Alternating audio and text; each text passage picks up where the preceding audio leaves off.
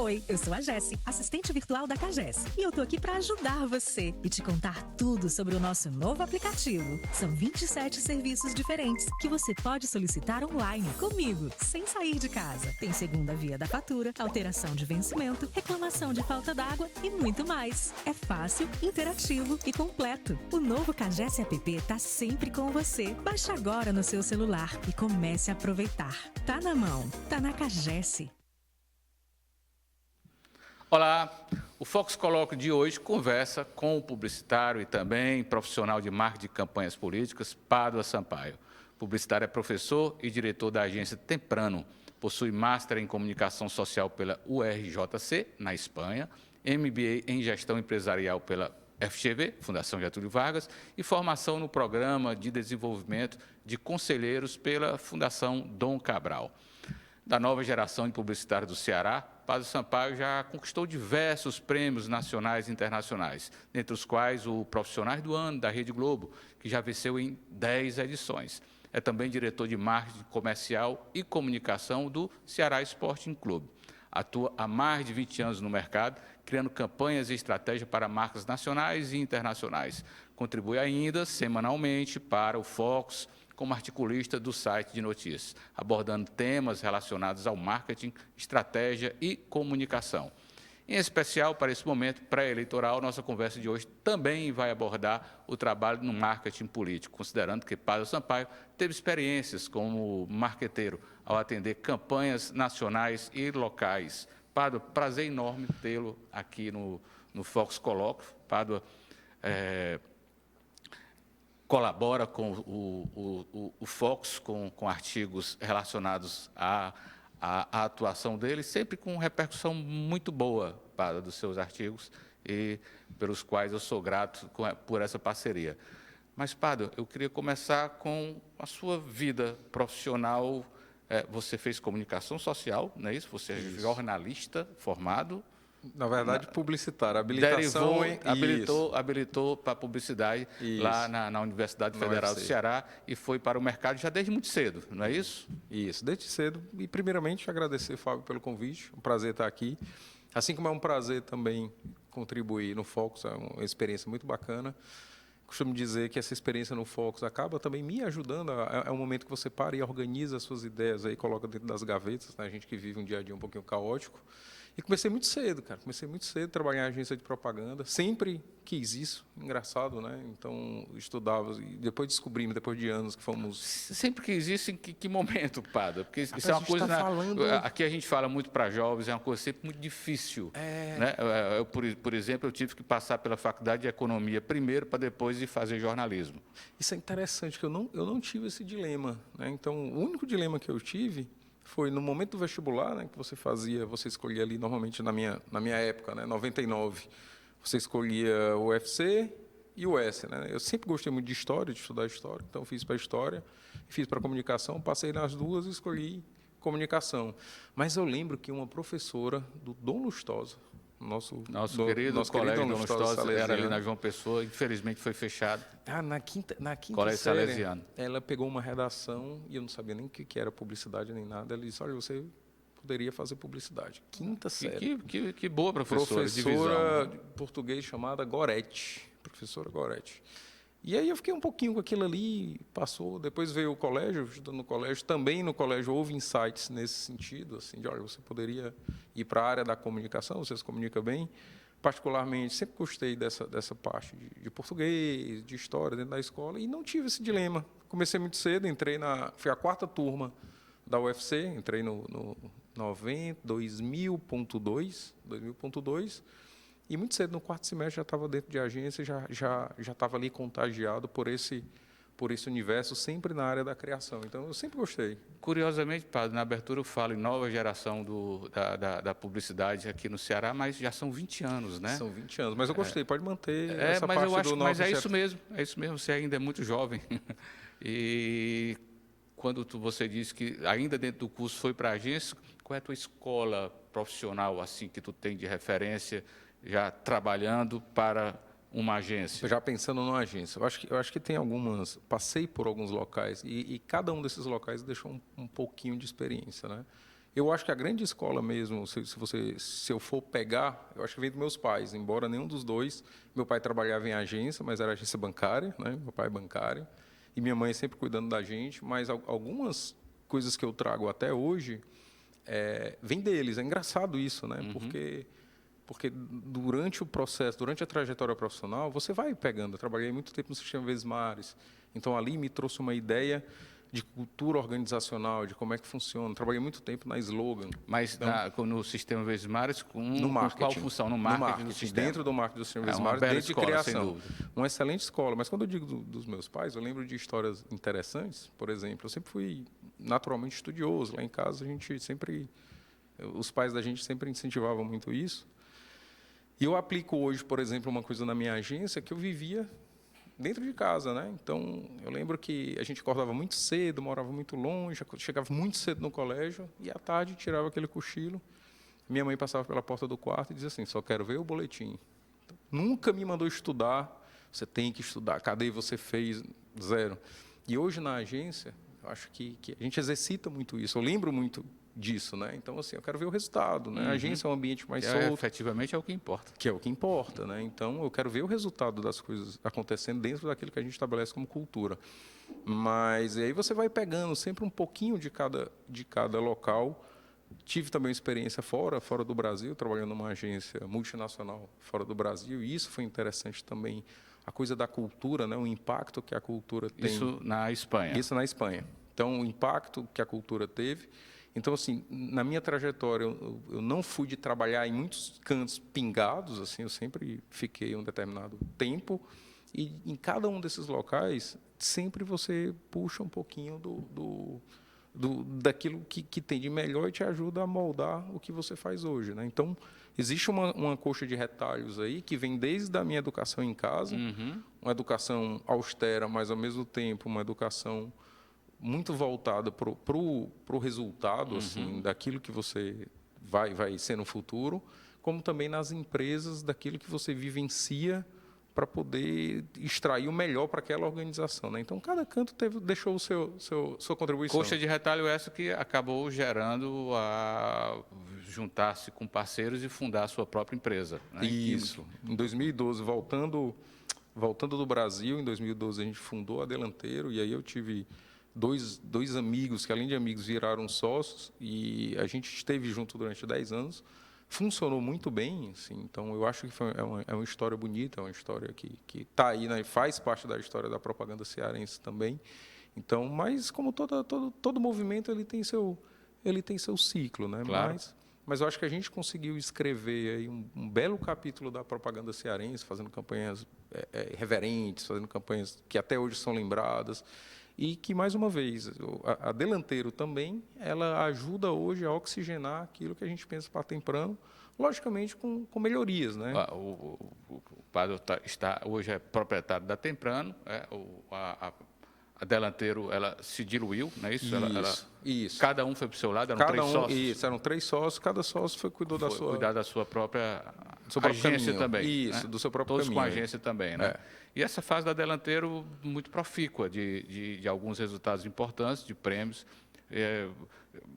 Você, qual era o teu papel, Pádua, na agência? A gente sempre atuou na área da criação. Então, eu sempre vim da área da criação, de redação, de escrever. Então, eu sou daquele time que acha que o cartão, as flores são importantes, mas eu acho que o cartão ele dá um toque a mais no buquê, né? Ou seja, a capacidade que você tem de convencer pelo texto, a capacidade daquela frase inesperada, a capacidade daquela argumentação que, no final, o consumidor, aquela pessoa que você quer convencer, diz: poxa, eu não tinha visto dessa forma, é isso, né? Então, eu venho da área de redação desde sempre, né? Eu acho que desde a professora Goretti aí no Salesiano.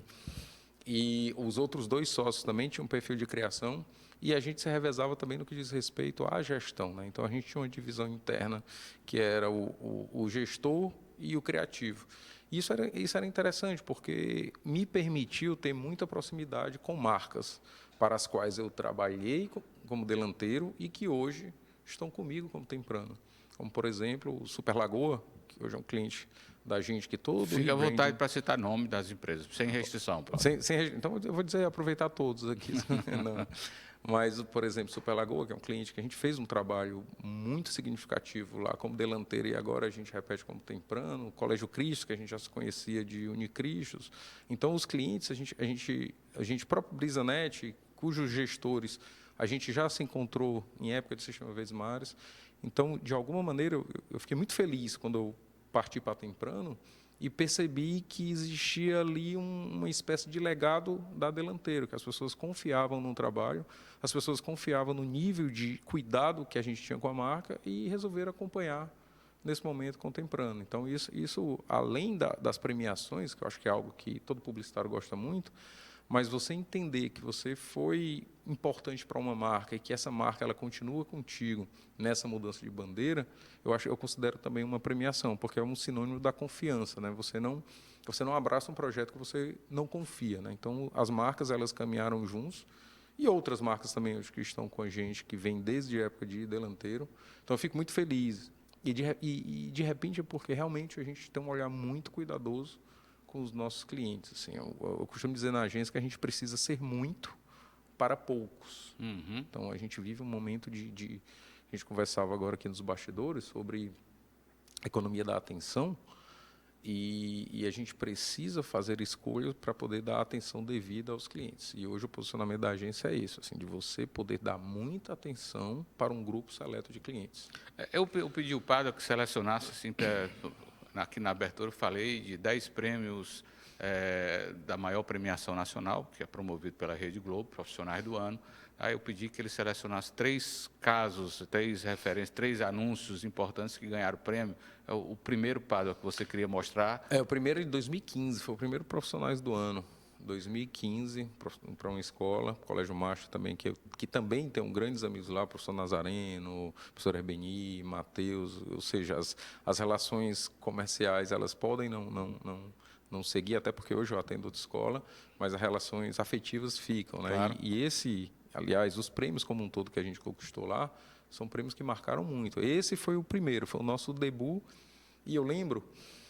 A gente tem para mostrar. Você quer mostrar logo, Vamos Padre? vamos mostrar. 11 de setembro. O céu amanheceu cheio de aviões. Em seguida, vieram as explosões, as mortes, os prédios destruídos. Aquele 11 de setembro mudaria a história da América para sempre. 11 de setembro de 1973. Morte de Salvador Allende. Colégio Master. As mesmas perguntas, novas respostas. Uma bela peça, com sentido político muito forte. Salvador Allende, em 73, presidiu o Chile, eleito democraticamente, e foi assassinado num golpe de Estado promovido pelos militares chilenos, no caso, comandado pelo general Pinochet.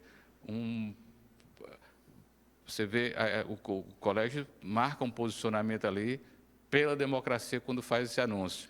Né? E ele rodou aonde esse anúncio? Esse comercial ele rodou na Rede Globo, rodou em vários. Foi a campanha de matrículas de 2015 da escola. Daí porque eu tenho um carinho muito grande, porque foi o primeiro comercial que a gente ganhou Profissionais do Ano. E é interessante isso. Você fez uma pergunta sobre de onde vinha os ensinamentos, né? Qual foi a escola. E aí a gente tem um exemplo do gosto por história. Sim. Né? Então, a propaganda, eu acho que ela tem uma coisa que é muito interessante e que você está sempre utilizando. O que você está fazendo, se for minimamente profícuo, você está utilizando para a sua profissão. Deixa eu aproveitar para dizer uma coisa. Tá. Quem vai fazer jornalismo, ou quem faz, por favor, estude muita história. Não existe fazer bom jornalismo sem conhecer história, nem na publicidade. Na minha época, engraçado que na UFC, né? Na minha época mais socialista de UFC, meu livro que eu preferido era a História da Riqueza do Homem, do Léo Huberman. Né? Então, a história sempre fez parte. E eu lembro... Livro esse adotado em uma das cadeiras que eu fazia em economia. Então, antes eu já via lá, porque era... E foi um livro que o professor Paulo Emílio, no terceiro ano, indicou, e aí eu comprei no terceiro ano, então ajuda muito, né? Porque a comunicação como um todo tem isso. Você tem, não é só você regar, precisa ter alguma semente lá para que você regar, para que floresçam as ideias, né? Especificamente sobre esse comercial, A gente foi para a festa de premiação, né, assim, maravilhado, a primeira vez. Eu queria que você dissesse o nome dos criadores, Pado. Eu acho Tá. importante, porque para não Claro, passar a ideia. claro. Não. Especificamente esse, fomos eu, Marcel e Miyazaki, no começo da agência. Né? Os dois sócios Eu e Marcel, os três participaram ali, foram os criadores. E numa época, 2014, porque ele ganhou 2015, ele foi criado ali em 2014, numa época que a gente fazia praticamente tudo. Né? Então, por isso que tem um gostinho especial, né? Esse primeiro. Né? Então, a gente atendia, a gente fazia financeiro, a gente conversava com os clientes, a gente fazia demandas ordinárias, porque isso é uma campanha de matrícula. Mas foi muito legal, que eu lembro que no dia da premiação, o professor Nazareno chegou para a gente e disse assim, ó, ano que vem eu quero estar aqui de novo. E a gente, minha Nossa Senhora, né? Como é que a gente vai? Ou melhor, o anunciante, anunciante também foi para a premiação. Eles vão para a premiação. E ele fez um discurso lá belíssimo, disse, olha, ano que vem eu quero estar aqui de novo. E eu maravilhado, nunca tinha imaginado ali, né? Naquele momento, tudo. E o interessante foi que a gente foi... 2015, vocês tinham que idade, em 2015 média? eu tinha 34, por aí eu já estou com 42 para 43. Mas o interessante foi que a gente ganhou com o Master 15, 16, 17, 18, 19 e 20, depois daquilo ali. Então, a gente virou... Tanto que depois, quando a agência estava mais... Certamente o pessoal do Master enjoou. Não queremos ir mais ao Rio de Janeiro. Não, a gente nunca enjoa. Mas houve um momento em que a gente participava de forma mais diretiva e que o profissional, o redator, o diretor de arte que pegava essa campanha, ele se tremia todinho na cadeira, porque imagina, aí você pegar É um comercial ousado. Né, um comercial ousado, de uma comunicação ousada, premiada e reconhecida ano após ano. Né? Então, é muito especial esse comercial, porque marcou um momento que a gente começou a ver, rapaz, é possível a gente ter um pouquinho mais de destaque, não só no cenário local, mas no cenário nacional. Sim. Então, a gente brinca que a Almap, que é uma das maiores agências do Brasil, tem 25 profissionais do ano, a gente tem 10. Ou seja, eu acho que a Tu tens agência... alguma referência de publicitário, de referência que se espelha, Pado, ao longo da tua formação? Rapaz, Aqui eu por tive fora? a oportunidade de conhecer pessoalmente, eu gosto muito do Borg, José Borg. Acho um cara centrado, foi o cara que fez os Mamíferos Parmalat, junto do Nizam. Marcou época. Marcou época. Gosto muito do Nizam. À medida que você vai avançando um pouquinho na idade, né, apesar da gente ser ainda jovem, você vai perdendo um pouco daquela coisa da idolatria. Mas claro. mas você conhece personagens que você admira. Então, o Nizam é um cara que eu gosto muito das posições dele. O Nizam é um cara que eu acho interessante porque ele viveu a fase criativo e vive a fase empresário, ao mesmo tempo que tem a fase também dele de empreendedor. Então, imagine que aquele IG, para quem lembra aí do IG, do IG, né, da internet grátis, né, o Nizam era um dos acionistas ali daquele projeto. Né? Então, o Nizam é um cara que eu acompanho e gosto bem aqui do cenário. Felizmente, a gente tem bons profissionais de propaganda. Vinha um cara que eu admiro muito, embora ele seja publicitário, mas saia um pouquinho do mainstream da publicidade como a gente conhece, é o Boni. Então, o Boni é um cara visionário, muita coisa. O Boni, que dirigiu a Globo aí durante muito tempo. Walter Clark e Boni, os dois foram, não diria nem pioneiro, porque eles não foram da Tupi. Né? Talvez o Walter Clark até tenha sido. O Boni ele começou com 15 anos. Pois é, mas gênios. Gênio. E muita coisa do que a gente faz hoje, a gente fala hoje de brand and content, os caras já faziam lá nos primórdios no rádio e nos primórdios da TV. Então, são profissionais, e aí, mais uma vez, a história ela ajuda, e a economia tem muito disso, de você tentar olhar para o futuro vendo um pouquinho do passado. Então, a economia talvez tenha até mais isso do que a história, né? De você analisar os movimentos econômicos para saber o que pode vir. E aí, na propaganda, tem muito isso também, de você analisar, você pegar uma transição do rádio para a TV, eu acho muito similar o nível de disrupção que a gente está tendo agora, por exemplo, da internet no que diz respeito à comunicação. Imagina você ter um rádio e agora você tem imagem. Você está vendo quem está falando. Né? Então, as possibilidades que isso não abre. E, curiosamente, nenhum desses meios ou veículos foram destruídos ou dizimados. Permaneceram de alguma forma. sabe, dividindo forças, mas permaneceram. Você tem alguma referência local de publicitário que te influenciou, Pádua? Tenho um Vamos publicitário lá. que eu sou fã.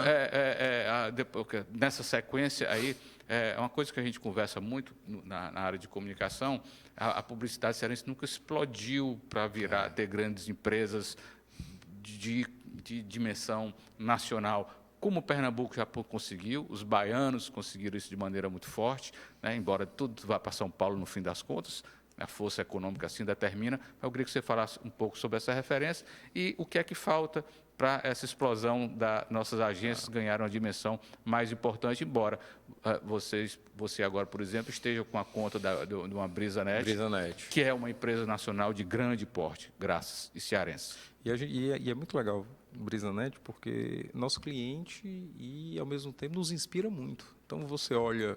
Eu estava, semana passada, no evento da BrisaNet, aí você vê um cara como o Roberto, que morou numa casa sem energia elétrica até os 16 anos.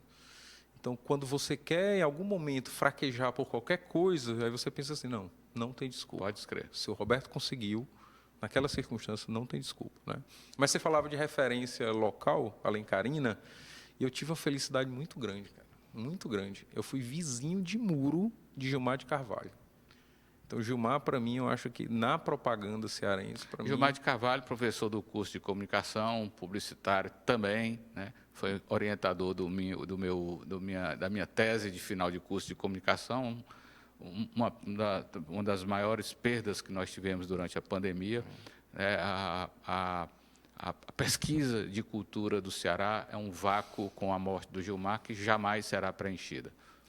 O Gilmar, ele para mim, o melhor relator, o melhor texto publicitário, acho que até e vizinho, né? Rua Grécia 45, a casa do Gilmar. E a minha 55. Pois é. A minha 55, né? Eu era criança, jogava bola ali. Nada acontece à toa, né? Nada acontece à toa. E o gol era o portão da minha casa. O problema é que quando eu tentava chutar no ângulo, né? O pobre do Gilmar lá... Então, se o Gilmar, pessoal, eu queria dizer que se o Gilmar não tem uma produção literária mais extensa, pode ser acreditado parte da responsabilidade. Sendo que é uma pessoa generosa, nunca furou a bola de vocês. Não devolveu. A dona Maria devolvia. Mas é interessante porque a gente convivia ali. O Gilmar sempre foi uma pessoa muito discreta, muito circunspecta, até um Dom Casmurro moderno ali. Mas na faculdade eu passei a conviver mais com ele. Ele foi meu professor, né, em algumas disciplinas. Então, de repente, eu descubro que aquele meu vizinho, ele é um dos maiores conhecedores de cultura popular. E antes disso, ele foi um dos maiores publicitários aqui da cena cearense, né? Então, se eu não me engano, o gerente endoidou, aí era a turma dos oitentistas. O primeiro homem nu na televisão brasileira é dele. É dele. Então, era uma loja de roupa masculina, onde o personagem ia se vestindo aos poucos. Então, foi claro que com a iluminação que permitia que as partes íntimas não fossem vistas, mas uma bela propaganda. Lembro-me demais desta propaganda, pela ousadia dela, foi a criação do Gilmar de Carvalho. E numa época, Fábio, que não tinha ChatGPT, não tinha pesquisa da internet, numa época em que os publicitários eles realmente eram artistas, eram poetas. Imagine que o Olavo Bilac, por exemplo, tem peça publicitária, né? Então, a gente vem dessa época, a propaganda viveu essa época, e eu acho que aqui no Ceará, um dos últimos nomes assim que faziam esse perfil, no âmbito da redação, era o Gilmar. Sim, o Gilmar, você olhava um texto e quando você via lá a assinatura, não, tá explicado, né? Então, o Gilmar, embora as pessoas que conhecem o Gilmar de Carvalho como um estudioso, né, um estudioso da nossa cultura, saibam que existe esse capítulo, que é um capítulo muito rico da nossa propaganda, né? Foi um dos mais brilhantes criativos. Como ele era um pesquisador, quem documentou também a história da publicidade cearense foi o próprio Gilmar. Inclusive, num gesto muito generoso, tem um material meu, em um dos livros dele, o gerente endoidou, tem um material lá, e ele me presenteou, e eu tenho lá autografado, não imaginava que teria essa perda precoce. Ainda existe? Ele teve uma reedição. Eu tenho uma versão que ela é maior, que tem várias peças, é belíssima. Não, mas o gerente doidou era da Esmeralda. Da Esmeralda. Loja Esmeralda. Loja Esmeralda existe? Permanece? Não creio. Acho que não. Mas o título do livro é O Gerente Endoidou. tem um trabalho meu lá que ele comenta e tudo mais. Era a maneira, eu me lembro, está ficando velho, mas era TV, propaganda de TV, onde aparecia um gerente todo malamanhado, com a câmera doida, o gerente doidou, era a maneira de dizer que mostrar preços, as ofertas. Os preços caíram, o gerente doidou. Então é até interessante, legal você falar isso, porque muita Certamente coisa... está no YouTube, viu, Padre, essas... Muita, com certeza deve ter algum Depois registro. procurarei. Mas muito do que a gente vê hoje como uma grande novidade, essa turma já tinha feito. Então, a gente, por exemplo, fala de branded content, né? Conteúdo das marcas. Né? O Repórter Esso era o que, se não branded content? Pode escrever. Né? Então, muita coisa do que a gente vê hoje, por isso que eu acho interessante sempre olhar... A mania de jornalista ficar situando. Na hora que tu fala Repórter essa, era o jornal da TV Tupi, que era patrocinado pela ESSO, o nome era o Jornal Nacional da época, então era Repórter ESSO. Então, por exemplo, o que a gente entende, mas que não é, a rigor não é merchandising, né, que é quando aparece uma marca que, por acaso, sei lá, tem uma sacola de um produto XYZ, não sei se o público sabe disso, mas antigamente os representantes comerciais davam uma pontinha por contra-regra para ele colocar o produto lá. Então, cara, bota meu liquidificador aí, minha batedeira, Então, bota no cenário aí, insere nesse contexto aí a minha batedeira, insere, sei lá, o liquidificador naquele boom de industrialização que a gente viu aí a partir da segunda metade do século passado. Hoje é uma das ações mais caras que tem. E hoje é uma das ações mais caras, as coisas se profissionalizaram, então não é mais o contra-regra que recebe uma graninha para botar aquele produto, né? Aquilo ali virou um modelo de negócio. Então, muita coisa do que a gente faz hoje e vê como uma grande novidade, vou dar outro exemplo. Hoje, isso aqui é muito comum hoje, né? Então, por exemplo, o rádio, você tem a transmissão ao vivo numa plataforma, no YouTube, você tem a versão que vai para a TV e você tem um rádio que o cara está estudando no carro, né? Os primeiros programas de TV, eles eram assim. Então, a gente tinha programa de rádio, ligou a câmera, feito ao vivo, e esse bate-papo que a gente está tendo aqui era o que as pessoas viam em casa. Então, é interessante a gente assumir essa postura, até uma postura de humildade, para entender que, por mais que a gente esteja vivendo um período disruptivo, as coisas meio que se repetem. Né? Pois vamos deixar a humildade um pouco de lado, vamos falar de outro anúncio seu, da autoria de Pado e parceiros, que ganhou Profissionais do Ano. Pado, qual é tem outro também que eu acho bem icônico, que vem um pouquinho dessa coisa da referência. Né? Então, tem um filme, o Sully, que é um piloto de avião. Sim, que belo é uma filme. História real, um belo filme de uma história real também. E aí a gente é sempre, quando chega no período de matrícula, é pressionado por ter essas ideias, né? Aquela frase lá do professor Nazareno de eu quero estar aqui ano que vem, né? E esse filme, poxa, veio um insight quando eu assisti esse filme, de que se tivessem dito para esse piloto que ele teria que pousar um avião no Rio Hudson, ele não conseguiria, ou ele não se acharia capaz.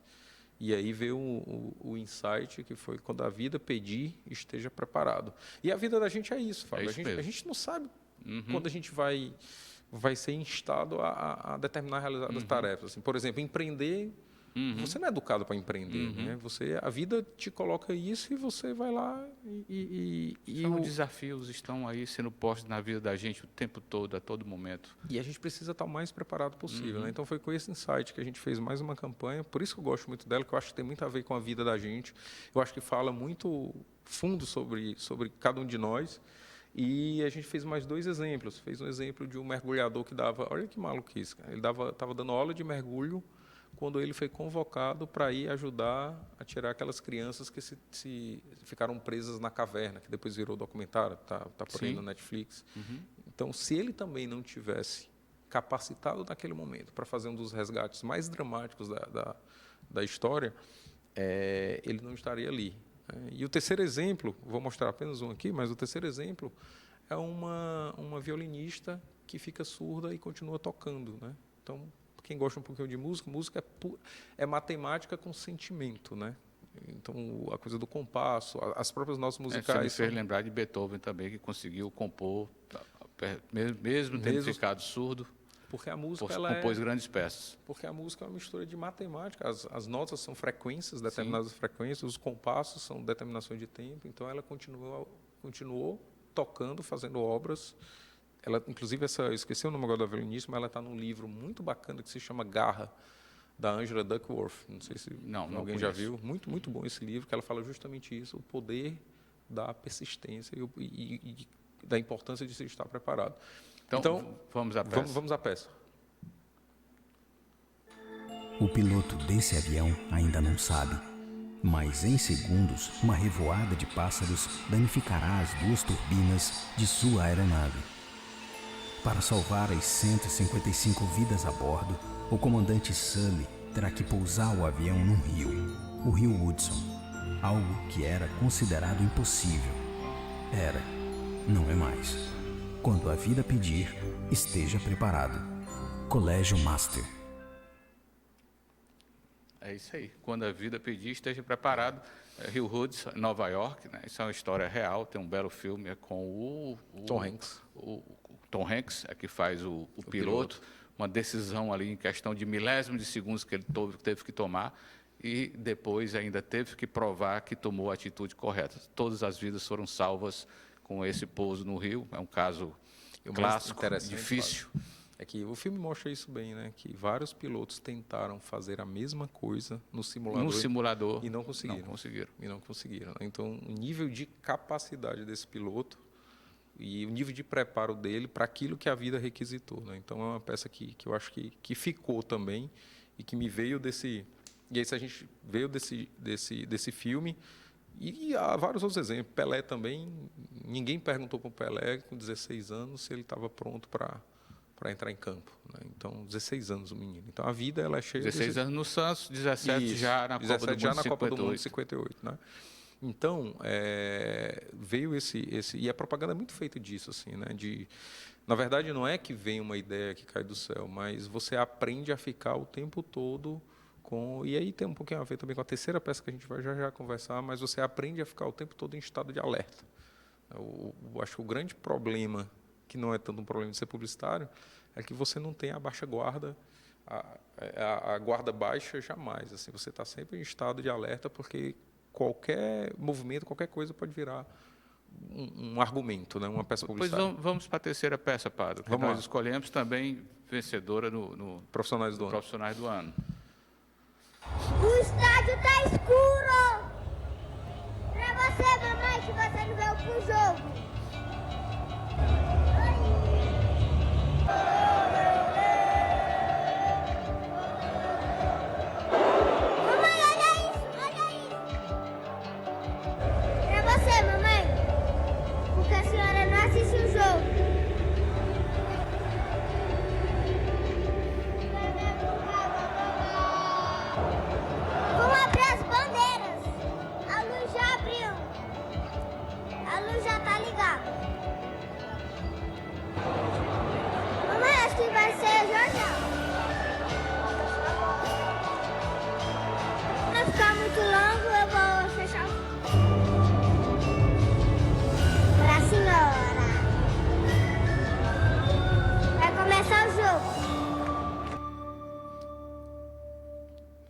A melhor peça da sua vida, Padre, Ceará Esporte Clube Glorioso de Porangabuçu.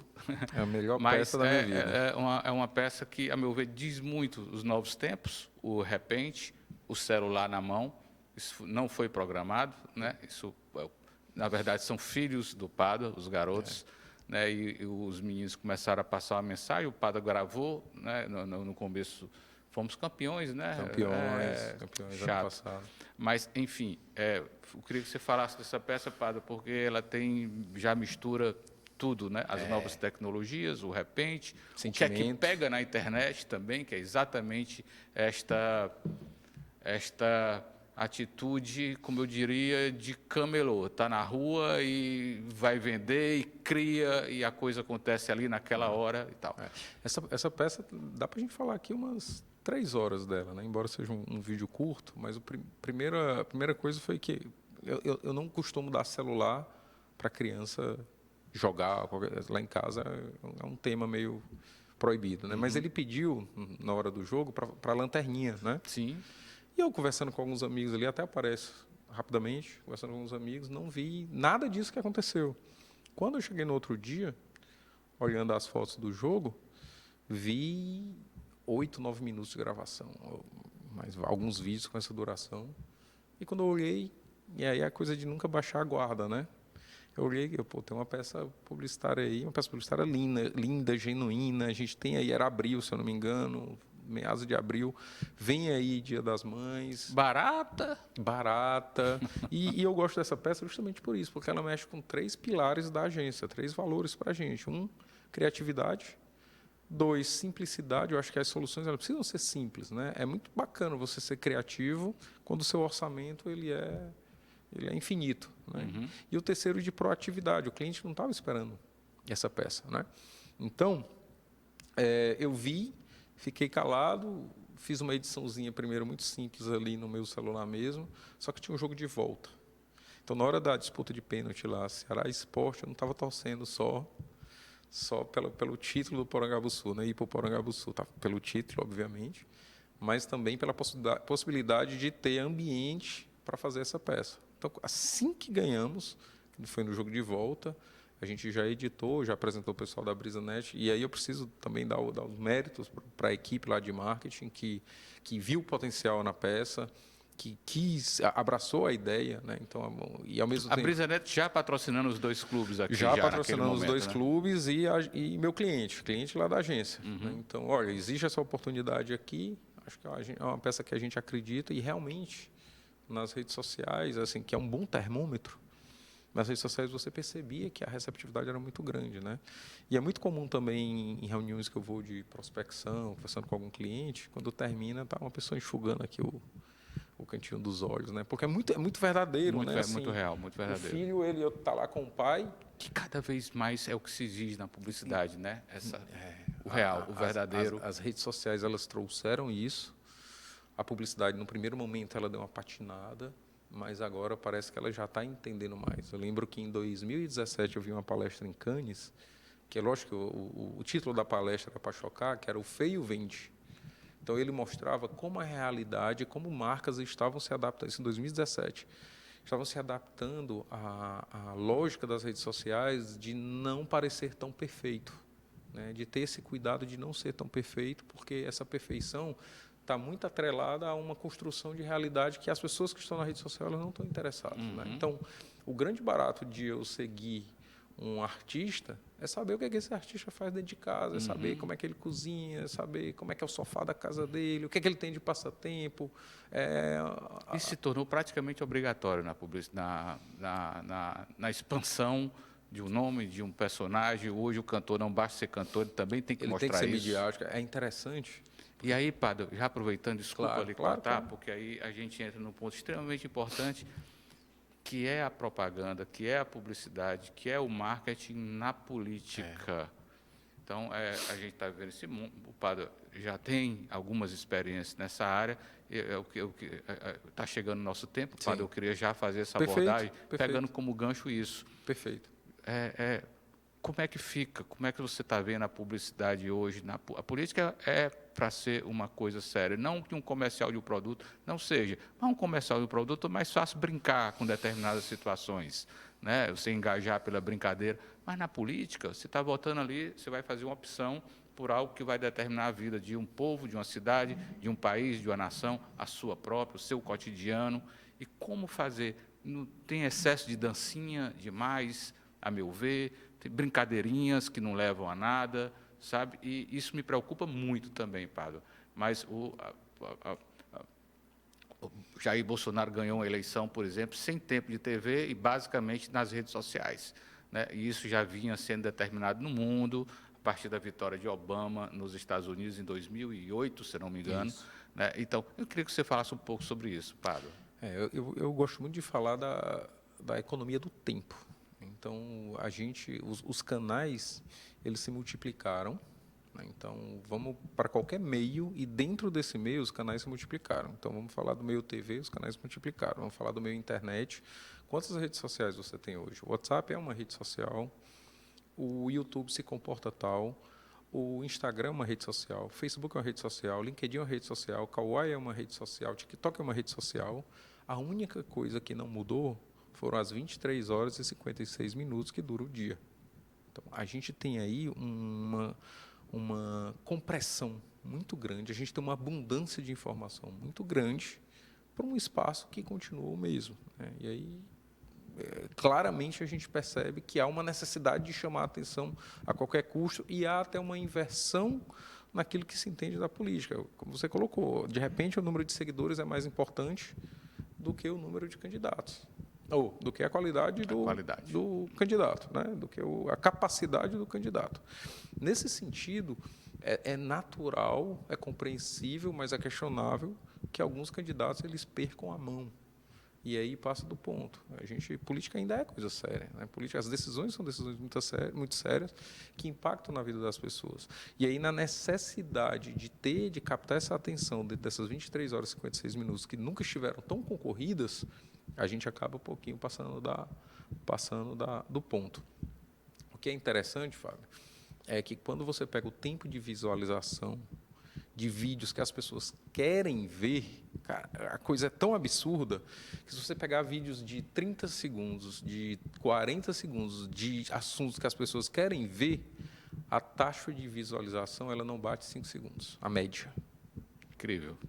Então, é um questionamento que fica até para os candidatos, saber que aquele vídeo dele ali de 1 minuto, de 60 segundos, de 1 minuto e 15, em que ele está fazendo algo ali fora do convencional, que muitas vezes compromete a imagem, eu tenho certeza que se ele for lá, por exemplo, no Instagram, nos insights, e olhar em tempo médio de visualização, um vídeo de 1 minuto e 15, se der 15 segundos, ele pode comemorar. Ele pode comemorar. Então, qual é o preço que se paga pela imagem que se está vendendo? Eu acho que é um questionamento que se deve fazer. Então, se você pegar, e aí a gente já trabalhei com políticos que têm aí 3 milhões de seguidores, em que você postava algo, com 2 segundos você tinha 1.500 likes, né, e tinha vários comentários. Ou mesmo num clube de massa hoje como o Ceará. Então, se você pega o tempo médio de visualização desses vídeos, você vai ter 4 segundos, você vai ter 5 segundos, mas a imagem dele está lá por inteiro. E olha que futebol, por exemplo, é coisa de aficionado e de prazer. E de prazer. Foi isso que eu disse até no começo da fala. Assuntos que as pessoas querem ver, a taxa de visualização já é baixa. Assim, a nossa disputa por atenção hoje está beirando a insanidade, porque as pessoas, a atenção delas é muito fragmentada, né? Então, você deixa os 40 segundos lá de vídeo de dancinha, né? Eu lembro de um meme, se não me engano, foi com um garotinho, né, que rodou o Brasil todo. Então, você deixa sua exposição ali por 40 segundos, mas a taxa de visualização vai ser de 6, 7 segundos, né? Então, é uma conta para ser feita. Pois não. Outro ponto é que seguidor não é voto.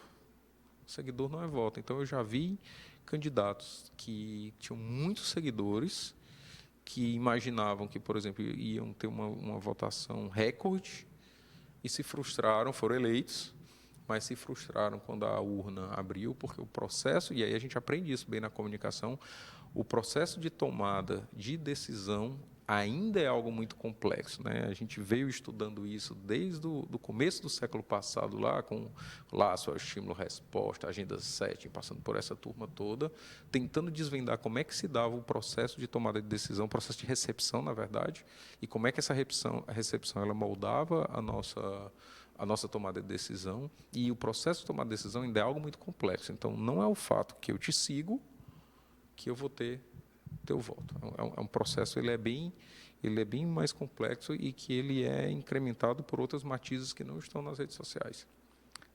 E o que fazer diante disso? O que é que você aconselharia, por exemplo, a um político que vai entrar numa campanha? Temos eleição para prefeito aí, daqui a 4 meses praticamente já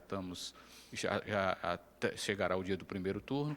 E, como eu disse aqui, a política é muito importante. A gente vai escolher o gestor de nossa cidade, né, os vereadores, tal. O que é que você aconselha, assim, diante dessa necessidade de gracinhas, diante dessa necessidade de visualizações, mesmo que seja por uma coisa boba, que não diz respeito à atuação pretensa deste candidato?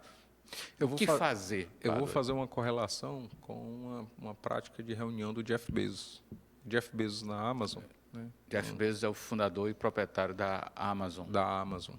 Nas reuniões, ele deixa uma cadeira vazia, e é a cadeira do cliente. Então, quando se tem uma discussão, e o que é que ele acharia, né? Eu acho que a maior dificuldade do político como um todo, do candidato, é entender o consumidor dele. Então, o candidato ele vai fazendo contas fáceis. Eu vou falar isso porque isso eu pego o público evangélico. Eu vou fazer isso, eu vou colocar uma mulher porque a mulher ela faz isso. Eu vou falar isso aqui porque eu atinjo o público jovem. Isso aí é o que ele imagina, né? Essas contas fáceis ou até bala de prata. Eu vou fazer um jingle, em 2024 ainda existe isso. Vou fazer um jingle porque esse jingle... Então, o processo de tomada de decisão ele é muito mais complexo. Acho que colocar a cadeira vazia nas reuniões para entender o que é que esse eleitor quer, eu acho que o mercado como um todo, não só de eleição, mas o mercado como um todo, ele trabalha em nichos. Você entender os nichos e seu público prioritário. Ora, se eu vou vender um determinado tipo de produto, a segmentação, a definição de um target, o posicionamento, eles ainda prevalecem. Então, da mesma forma para os candidatos, né? Então, é só tomar cuidado para a forma não ficar maior do que o conteúdo daquilo que precisa ser dito, precisa ser falado, e ter consonância com o público com quem ele pretende estabelecer diálogo. Eu acho que isso é primordial. A cadeira vazia na mesa de reunião para entender o que é que esse cliente, no caso esse eleitor, ele precisa e anseia.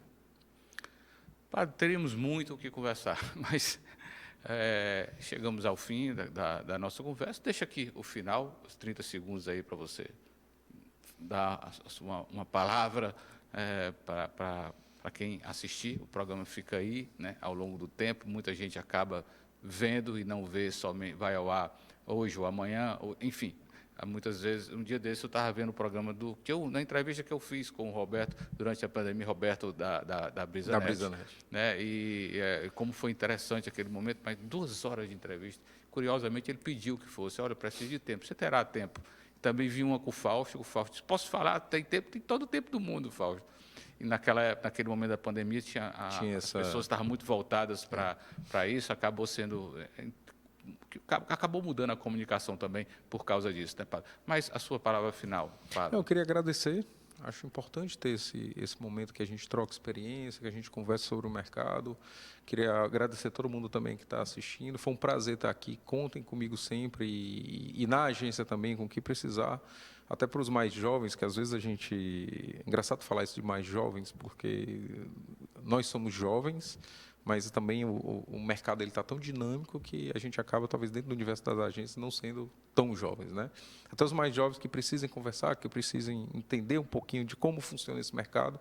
Ainda é um mercado muito gratificante, eu acho que ainda é um mercado que pulsante, é um mercado que mexe com vidas, que mexe com preferências. Então, para mim, assim como eu não tive nenhuma dificuldade lá atrás, no Dom Lustosa ainda, né?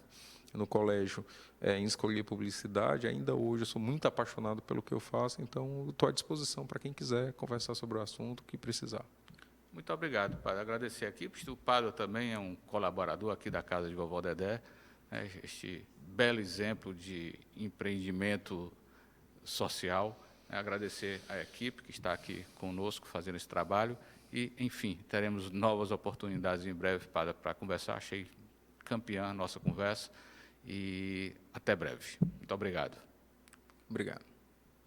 Oi, eu sou a Jessi, assistente virtual da CAGES. E eu tô aqui para ajudar você e te contar tudo sobre o nosso novo aplicativo. São 27 serviços diferentes que você pode solicitar online comigo, sem sair de casa. Tem segunda via da fatura, alteração de vencimento, reclamação de falta d'água e muito mais. É fácil, interativo e completo. O novo CAGES app tá sempre com você. Baixe agora no seu celular e comece a aproveitar.